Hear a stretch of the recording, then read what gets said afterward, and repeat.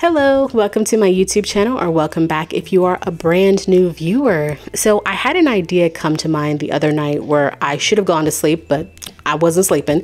So YouTube was recommending a lot of different stuff to me, like old stuff.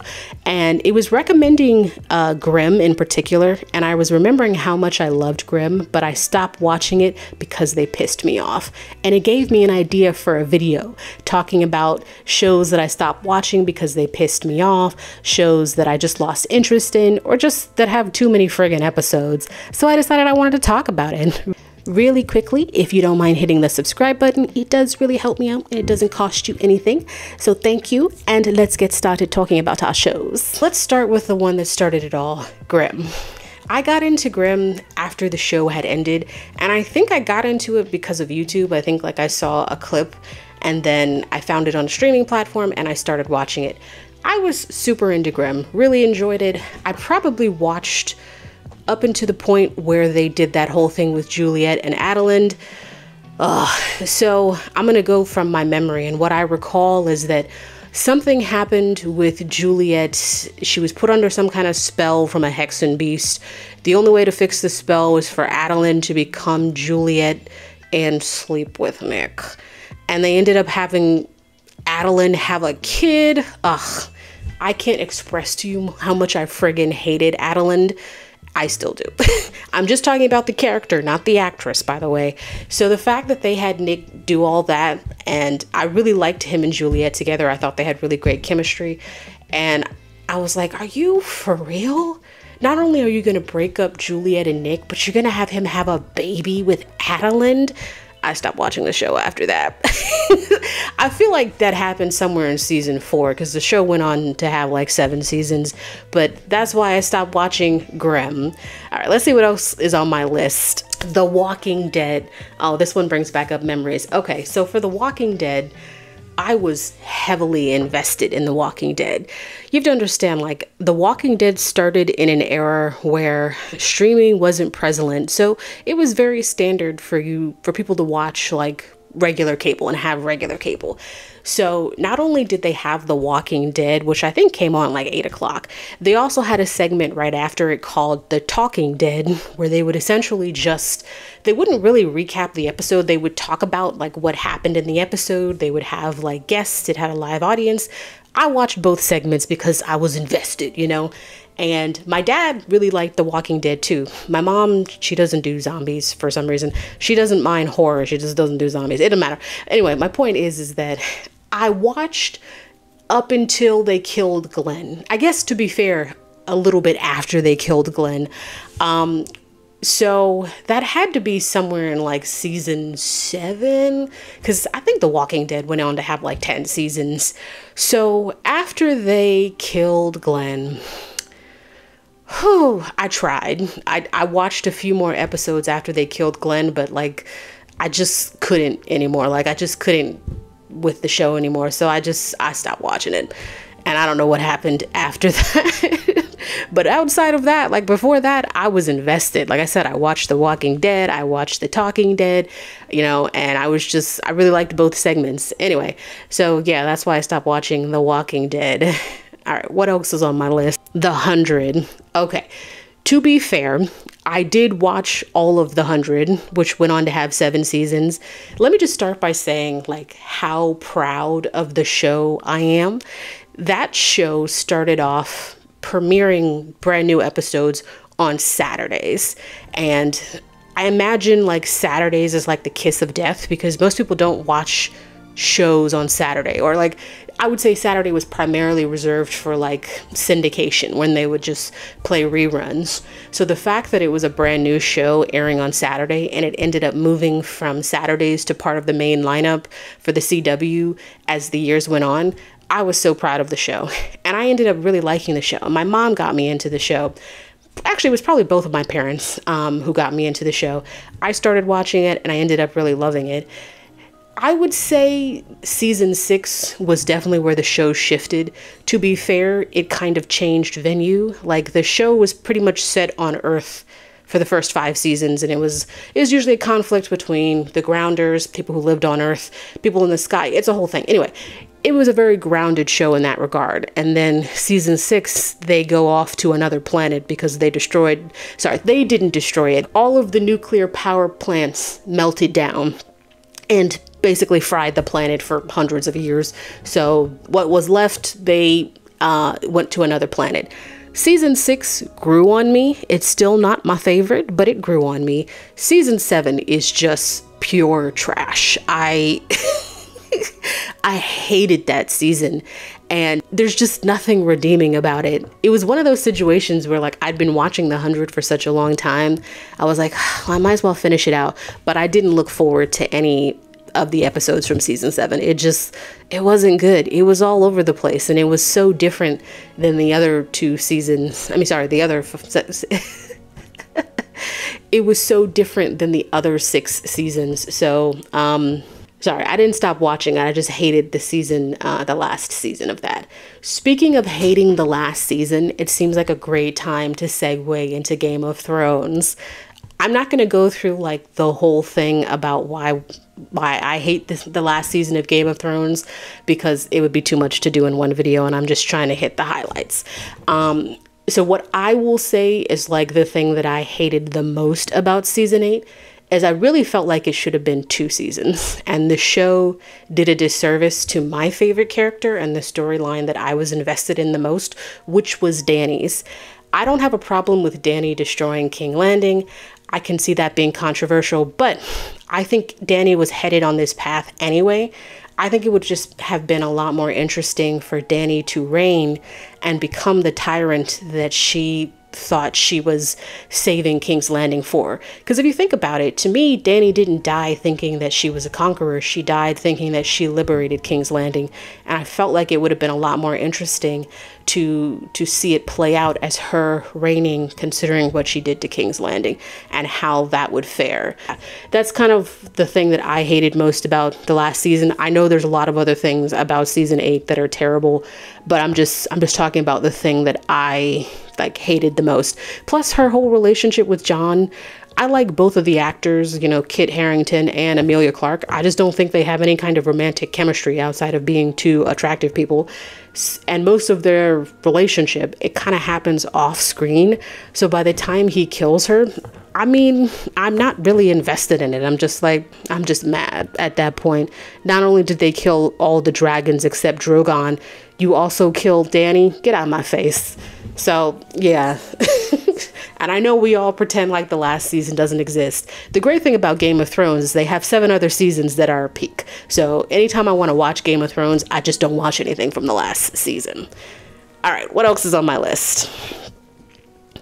The CW shows. Okay, so there was a point in time where I watched a lot of the CW shows. So just to put it into perspective, I'm talking about all the shows that are part of the Arrowverse.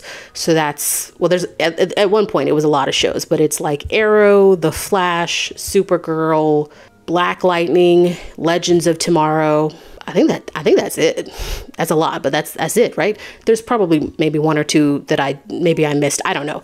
That sounds like it's right. So the Arrowverse started with Arrow, which ironically is the only show I didn't actually watch. Like, I remember watching an episode of Arrow because that's when the Flash had his debut in Arrow. So I feel like I watched that episode, and then I liked Grant Gustin so much, and he's a VA native like me, that I started watching The Flash. And so they started having the crossover shows. After they added more shows to the lineup, they started having like crossover shows like once a year. And I would look forward to the crossover event. So at one point, I was watching everything except for Arrow, because Arrow might have been off the air. Like, Arrow started the Arrowverse, but it was already like in season 6 or 7 by the time those other shows kind of came along. And I think it only went on to have 8 seasons. Anyway, so I was watching Supergirl. I was watching Flash. I was watching Black Lightning. I was watching the Legends of Tomorrow. I was watching everything. The problem that I have with the CW shows, I have a couple of problems. One, they started airing in a time where it was very common for networks to have seasons that were like 20 to 25 episodes a season. That was pretty common for like network television back in the day. But as time went on, like when a lot of these shows were airing, streaming became more popular, and most of the streaming shows outside of something that's like animated, they don't usually have more than like, I don't know, 6 to 15 episodes a season, and 15 is a lot. Like if you have a show that's like if you have a show that has like hour-long episodes, 15 episodes is a lot. So most shows have less episodes per season, but the CW, it never adopted this. So watching all of those shows, it just felt like so much, because there would be so much filler, you know, because not only that, all of the shows have a very specific formula. To be fair, most shows, depending on what they are, have a formula, and the CW shows are no different. All their superhero shows have a villain of the day, a big bad of half the season or the whole season, depending on the big bad. But a lot of times they'll have a villain of half the season, and then when they come back after like the holiday break, they have another villain, and they run for basically like the whole year. Not the whole year, but they usually go from like the fall to like summer. So they run for like almost the whole duration of the year. So it's a long season to be invested in any of that. And I don't know, I think I stopped watching Supergirl after the whole thing with Mon-El and they took him away, and I don't know, I stopped watching it. And it got down to a point where the only show I was watching was The Flash, because The Flash was my favorite. And I'm pretty sure I stopped watching The Flash because they pissed me off.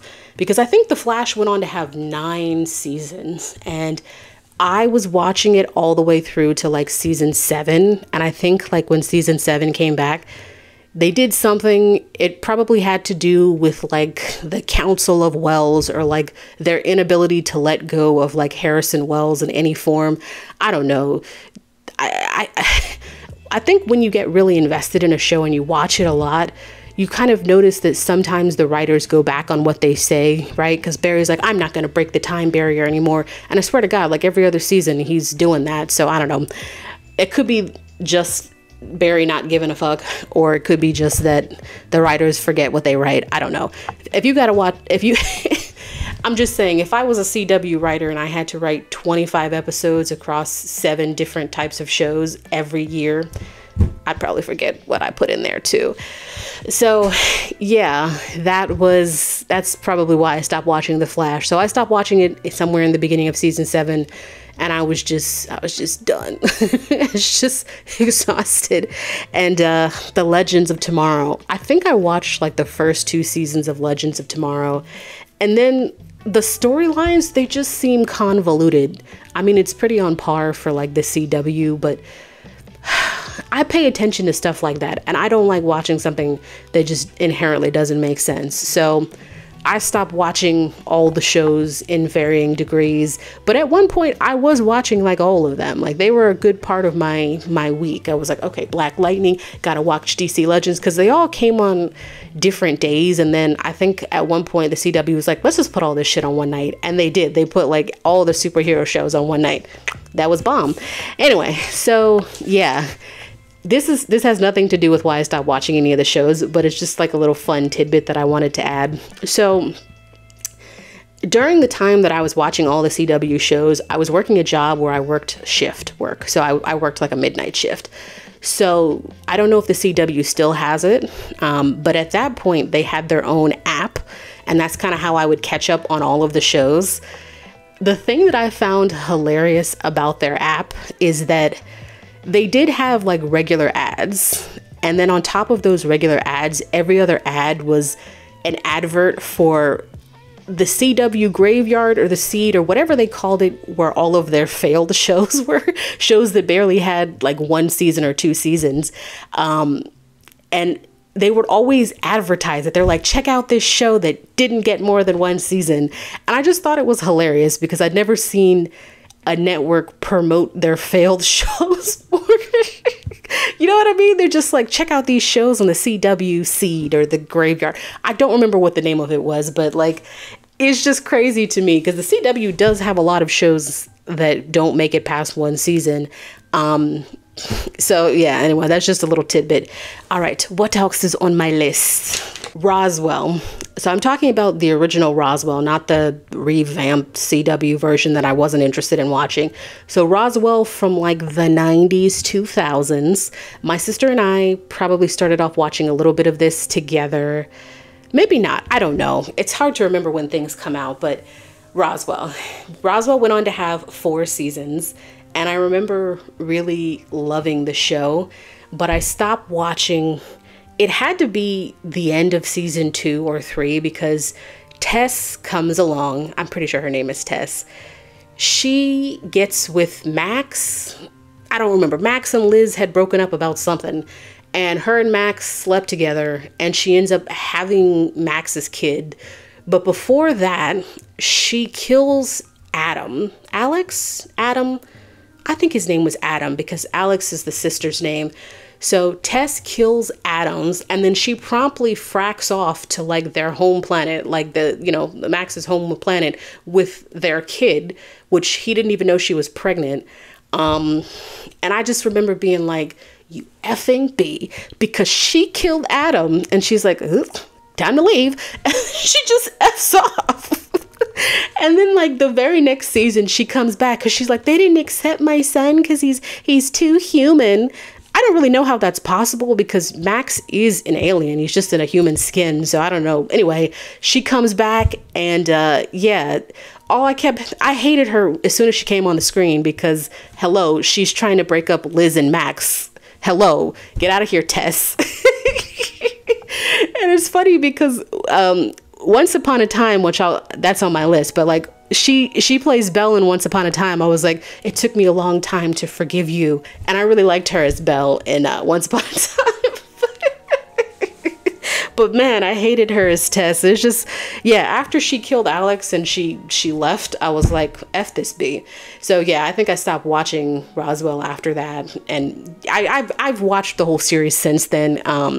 Because, you can find it on streaming platforms. But after that, I was just like, no, I'm not watching anymore out of protest for her killing Adam. I think Adam's his name. I hope Adam's his name. All right, what else is on my list? This is kind of going to go into shows that are run on for too long and that are just way too similar. So I'm going to start with One Piece and Grey's Anatomy. And with One Piece, I'm talking about the anime, not the Netflix show, which I actually really like. So One Piece, I tried to watch One Piece a couple of years ago, and this is before I did some research and understood that One Piece is still a continuing manga and a continuing anime, and that it already had like several thousand episodes, like 1,500 at that point. And I was just like, you know what? I'm not even gonna, you know what I mean? Like, anytime I start an anime that has a lot of episodes like One Piece or Fairy Tail or Black Clover, I just get tired. Even if I really like the anime, and I do really like all 3 of those, I get tired and exhausted because there's just so many episodes that I just never come back to watching them. So you know what I told myself? I'm just not gonna watch One Piece as an anime. I'm not gonna catch up, so I just don't. Maybe somewhere later on down the line I might change my mind, but no. And then Grey's Anatomy, still an ongoing show, like 25 seasons or something like that. I think I watched the first few seasons of Grey's Anatomy way back when it was at the 15 season mark or something like that. And I like the show, but I think the general problem that I have with all medical shows, Chicago Med, The Resident, I could go on, but like they're all very formulaic. To be fair, most shows are formulaic. It varies depending on the show, the network, but most shows are pretty much, they follow a formula. Sorry, one second. They follow a formula. And for me, I like watching the shows. Like, I like medical dramas. I just kind of get tired of the formula after a while. You know what I mean? Like, I don't know if medical dramas are the type of shows you're watching because you want to finish them through to completion, or if you just enjoy watching the atmosphere of a medical environment. You know what I mean? So yeah, I don't know. I noped out after the first few seasons of Grey's Anatomy, and the same thing for all those other medical dramas. Most of the time I get into them in like the off season for shows, because at this point in time, I would say fall is like the busiest time I have for like the new shows. So during the summer is usually when I start to get into other shows. But yeah, I was watching a couple of them: Code Black, The Resident, Chicago Med, all the Chicagos.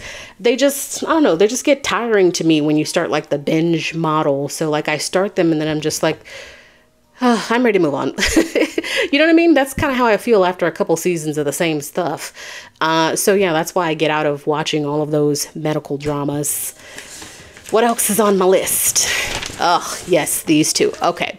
Next up is How to Get Away with Murder and Scandal. We're going to start with How to Get Away with Murder. I think this went on to have 5 seasons. I feel like I stopped watching it somewhere in season 3.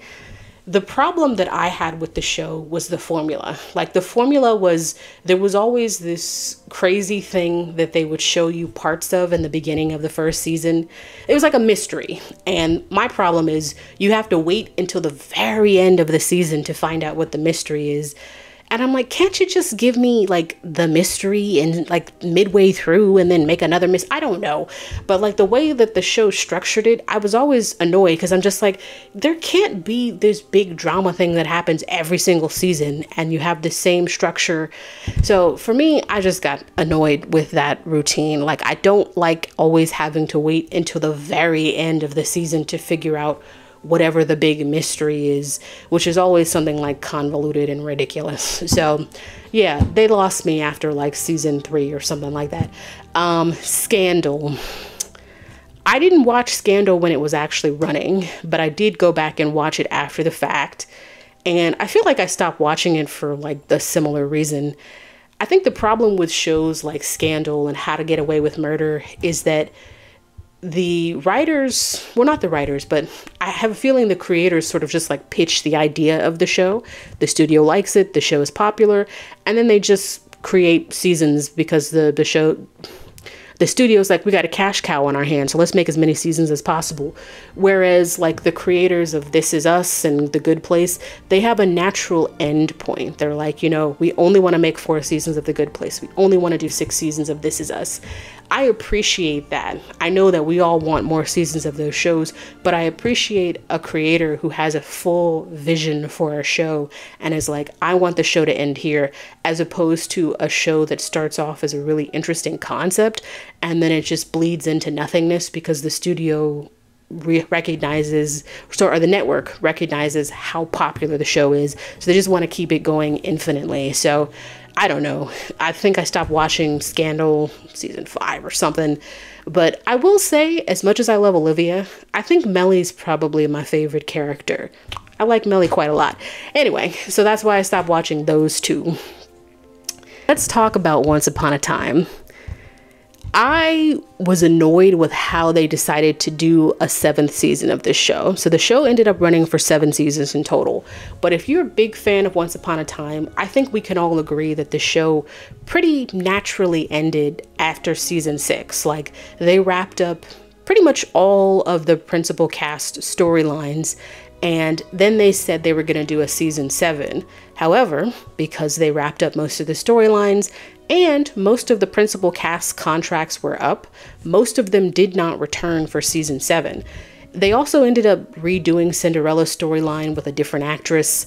So season 7 is not something I chose to watch because it felt like it was supposed to be a spin-off, but they just didn't want to do that. It could be because of what happened when they tried to do a spin-off like early on. So really early on in Once Upon a Time, like maybe season 2 or 3, they decided to do like Once Upon a Time in Wonderland. It only got 1 season. My assumption is that who wants to watch an entire show dedicated just to Wonderland? I could be wrong. I'm sure there's some people out there who love Alice in Wonderland.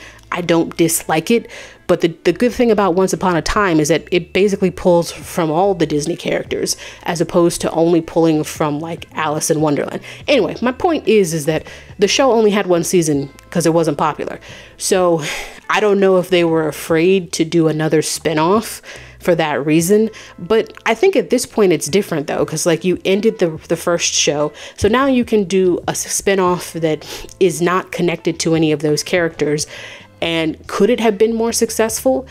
It's really hard to know because they just didn't decide to do that. So they decided to keep it as Once Upon a Time and have it be season 7.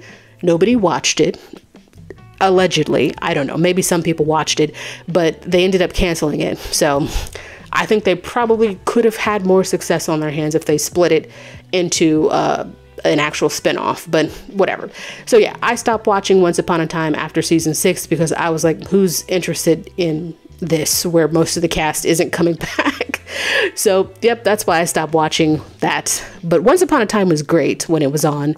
Okay, so going into the last one. Oh, actually, no, sorry, we have 2 more. If I said we had 2 more before, I meant 3, so now it's 2. Let's get to Heroes. Oh my gosh. Okay, so Heroes is one of those shows where I did watch all of it, but we all feel some type of way about Heroes. So let me kind of explain. This was like an early 2010s show, maybe? I don't... Alexa, when did Heroes first premiere? Alexa, when did Heroes first premiere? All right, so Heroes first came out in 2006. So yeah, it was like a mid-2000s show. This show had a great tagline. And not only that, it was in an era where like, well, I guess it's still in this era, but like, this is like when they started to show commercials in movie theaters. So I remember being in the theater for an unrelated movie and they had the tagline, which was, "Save the cheerleaders, save the world." And I was interested. And I was like, okay. And the show started airing and we can all agree that the first season is just, it's so good.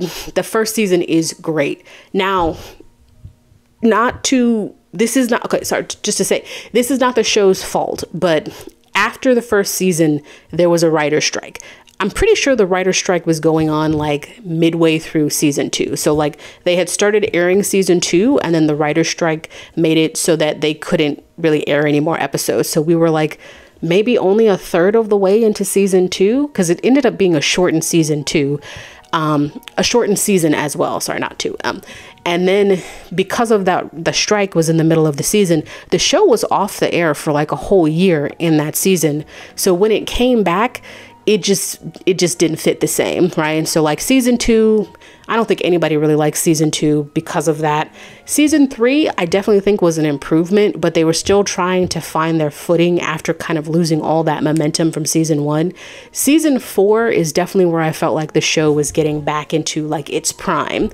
And then they canceled the show. So I wasn't surprised because it was kind of just like a little too late at that point, but I really liked season 4. One of the things that the show started to do as well that started to kind of annoy me is I felt like the show was obsessed with Claire. And for those of you who don't know, Claire is played by Hayden Panettiere. I really love Hayden Panettiere, so I have nothing against the actress, but like as time went on, Claire was like in more and more things. Like storylines didn't have anything to do with Claire. She would just pop in.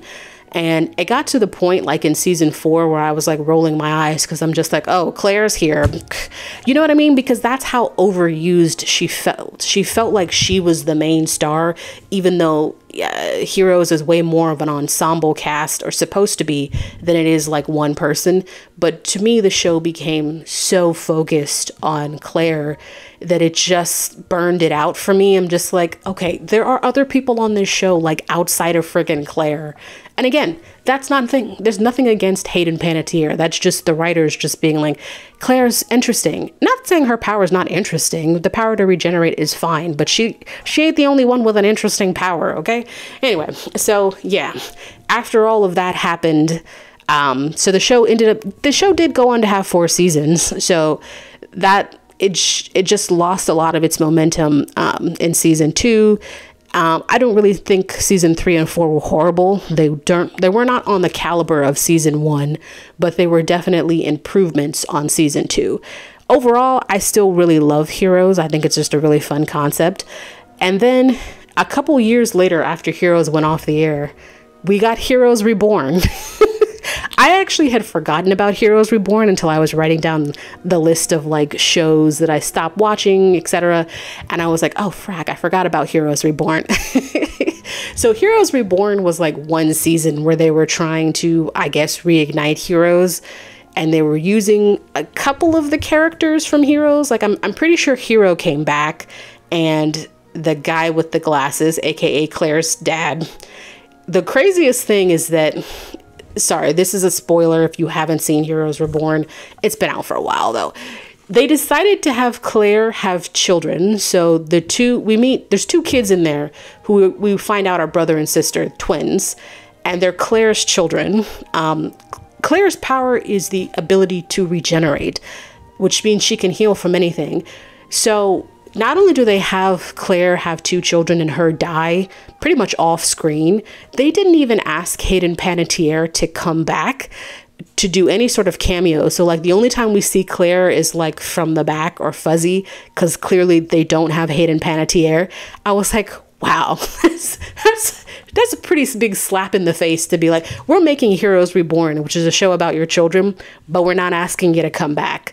So yeah, I don't really remember anything that I liked about the show, because at that point I think Heroes was just gone. And yeah, so I don't remember anything of interest about the show. I do think I pretty much watched all of Heroes Reborn. It wasn't horrible, it just wasn't that good. And it exists somewhere if you want to watch it. All right, on to the last one, True Blood. This was an HBO show. 2000s, 2010s. No, I think True Blood had to start airing sometime in like 2005, 2006. I think True Blood went on to have 7 seasons, and everybody was mad at how it ended. I think I stopped watching somewhere in season 5 or 6 for a couple of reasons. First off, I just became annoyed every single time like Sookie broke up with one of them. She went on to the next one. The writers were like, we can't have you be single, Sookie. You know, if you're not going to be with Bill, you got to be with Eric or with Alcide. I didn't really think she had any chemistry with Alcide, but what do I know? What was the name of that guy who was a vampire and a fairy? Warlow? I think it was Warlow. They had her have a tryst with him. And I get the show, like sex is a big part of the show, but it's like, god damn, if I was Sookie, I'd be tired. I'd just be like, you know what? I don't think I can't be with anybody this season. And then at the end of it, I guess I can see why people are mad, because at the end of it, she kills Bill, okay, and then she ends up with a complete Now that I think about it, okay, I get why people are mad. Sookie ends up with a complete stranger, just a nobody. I don't even think they show his face in full. And that's how True Blood ends. But the problem with, to be fair, the problem with any show like True Blood or Scandal that is like in the realm of the crazy is you gotta keep upping the ante. To be fair, I think the first few seasons were very creative in doing that. But after they killed Tara, which had to be season 6, 5, 7, no. Whatever season Tara died was the season I stopped watching, I think. Maybe there was a season before that. I don't remember. But yeah, they wore me out. I was just like, you made Tara a vampire. I wasn't on board originally, but I thought it was interesting because I really love the actress's portrayal of her. And then when they killed her off screen, I was like, you know what? I'm done. I'm done. And that whole Willa thing. Okay, anyway, so I stopped watching True Blood after a while. Well, those are all the shows that I could think of at the moment that pissed me off or that I just lost interest in, that were just too long. I'm sure there's some more out there. I'm sure I'll think of them after I'm finished this video. But typically, if at all possible, I do usually watch shows through to the end unless they check one of those boxes. But most of the time I do try to watch the show to finish. Like I love This Is Us. I love The Good Place. I'm not going to get into all the shows that I watch all the way through. I'm just saying that I like to be invested in the whole story unless you do something that I don't like. But let me know in the comments below, do you guys have any shows that you stopped watching for X, Y, and Z? I would love to know. Well, that is my time. Like, comment, subscribe. Bye.